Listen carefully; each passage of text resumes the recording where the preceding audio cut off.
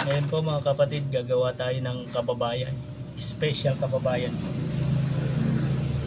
Gagamit po tayo ng timba, yung pinanggalingan po ng margarine. Kailangan malinis.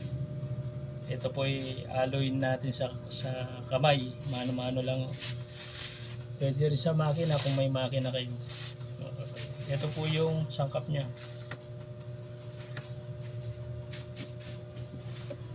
Unang ilagay natin mantika, isang lata.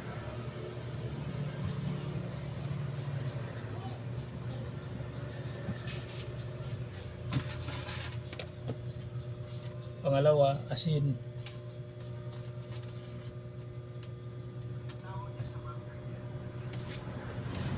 Pangatlo mga kapatid, itlog, egg.